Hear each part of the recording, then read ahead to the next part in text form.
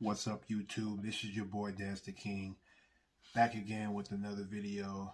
And as you can see in the title, this is about a situation that occurred to me night before last, about a friend who called me really late at night stating he attempted to commit suicide, and he asked for me to pray for him.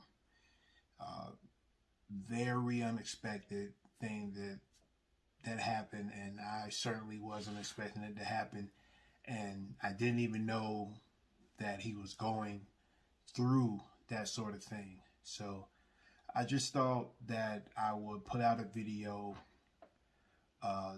talking about it, and I'm not going to give away his name, but just wanted to tell the story of what happened and talk about some Bible verses that I gave him to encourage him, and some words of encouragement. And because I know someone's out there is struggling with suicide thoughts. I mean, to be honest, unfortunately, suicide has came across even my mind.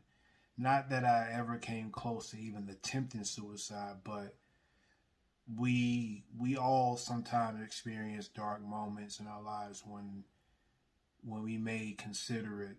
And there were points when I considered it or thought about it, but never came close. But he told me specifically that he attempted and failed, but he asked for me to pray for him. So within the next few minutes, I'm going to just tell the story and give my thoughts on it. And hopefully, if you're struggling with suicidal thoughts or anything like that, this gives you encouragement and helps you to rebuke those thoughts and to continue to live your great life that God has put you here for. So watch to the end.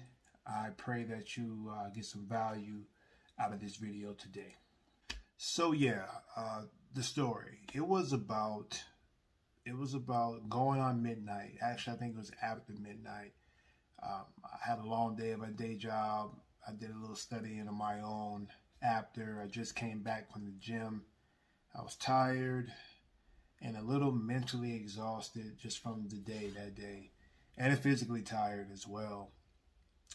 So after I studied a little bit after I got back from the gym, I took a shower. It was about the time I took a shower, it was about going on 12:30, I think. Going on 12:30. And I got down on my knees. And one crazy thing about it is that I almost didn't pray. I almost didn't want to pray, actually, because that's how tired I was. I was like, Lord, I'm just going to get into bed and I'll talk to you while I'm laying down. But I don't feel like, getting down on the edge of my bed and saying a prayer tonight. I just don't feel like I'm tired. But something was like, if you can spend all that time at the gym doing what you do, you can spend a few minutes down and say a prayer. Say a prayer on your knees. So I sucked it up and I got down on my knees and bowed my head, and I said, God. And as soon as I said God, my phone rings. And mind you, it was like 12:30 in the morning. No one usually calls me that late. I look over and I saw who it was, and I was like, I wonder what's going on. And for a split second, honestly, I wasn't even going to answer the phone. I was going to say, I'll call them back. But usually, I don't get phone calls at that time of night. So I picked it up because I feel like it could be something, serious. And boy, was it serious.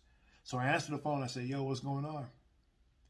And all I heard on the other end was him crying, like really, really sobbing and crying.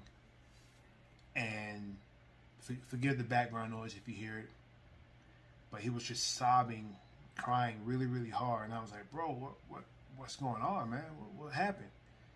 And the first thing he said was, yo, Daz, can you pray for me? Can you pray for me, please? I was like, well, of course I can pray. Of course I'll pray for you, man. But what's going on? He said that he attempted to commit suicide, like right before he called me. He said he put one bullet in the gun. This is really brutal, but he said he put one bullet in the gun, and I guess he had a revolver. If you know what a revolver is, it has like 5 little chambers in the gun, and you could put one in and spin it. So we didn't talk about this in detail, but I'm assuming he had a revolver and he put one bullet in the gun and he spun it. He told me out of his mouth that he put the gun to his head after he put the bullet in, obviously, and pulled 3 times, and the gun didn't go off. And he said that he was going to pull it again, but God told him not to do that. He said that God told him that he has more plans for his life, and don't pull the trigger again. So he told me that he listened to God, and for some reason he didn't call anyone else. He thought about me, and he called me. And at that very same moment, I was about to get down on my knees to start. I was already on my knees to start praying, and that's when my phone rang. So all that transpired at the same time. So he told me all what was going on. He said he was having marriage issues. He said that his wife was hitting him and beat him. And he said after that, he's getting a divorce, and his wife took his child away. So his wife and his child is out of the house, and he's there by himself. He actually said the other day, and this is what's sad. This is what's really sad in my eyes. The other day, he said he made a post on one of the social media platforms stating that he needed some help about something. And well, actually, he said he needed help. And what's crazy was I saw that post. And I can't remember what I was doing when I saw it. But when I saw it, I was like, man, what's going on? I wonder what's going on with him. But I didn't say anything to the post. I don't know if I was busy or what, but I didn't respond to it. But he said that he was struggling with those thoughts and going through all this then when he posted that. And he said that no one responded to that post. And since no one responded to his post, he believed that no one cared about him, that no one was concerned about what he was going through because no one responded to his posts.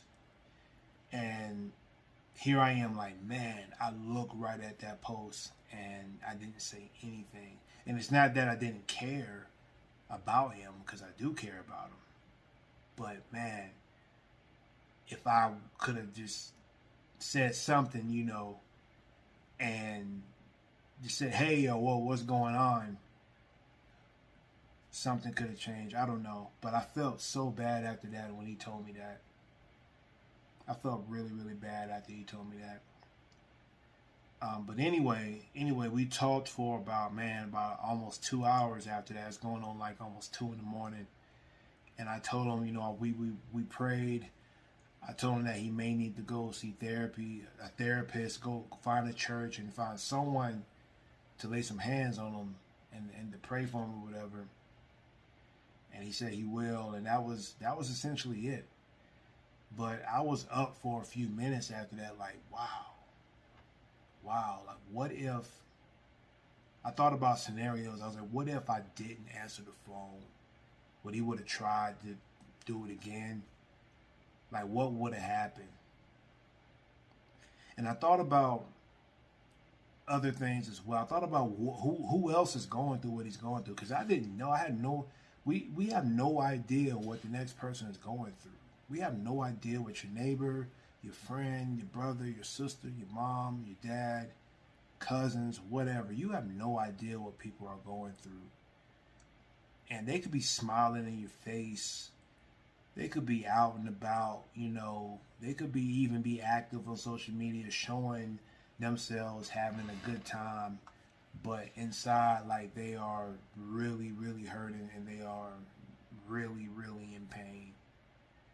And I mean, even myself, you know, I attempt to put on a good attitude like every day, even if I don't feel like smiling or even if I don't feel like talking. I still, you know, I still put on a good attitude because I don't want I don't want to have any displaced anger issues. Like my father, God rest his soul, had displaced anger issues. And something that happened to him at work or at his office, he will come back and, you know, be mad at everybody. And I don't want to be that way. I don't and I fight not to be that way a lot of the time. Not all the time, but a lot of the time I really fight not to be that way. And some people are fighting every day mentally just to stay alive. And man, that's such a sad thing, but it's what happens. It's what happens every day, and you don't know who's going through it. You don't know who is experiencing that type of pain. So, I wanted to share a Bible verse that I gave to him, and that's John chapter 14, verse 27. Jesus says, "Peace I leave with you. My peace I give you. I do not give to you as the world gives. Do not let your hearts be troubled, and do not be afraid." So, the peace that God gives surpasses all understanding. And we should pray daily. Believers should pray daily to experience that peace. Because the enemy, man, the enemy is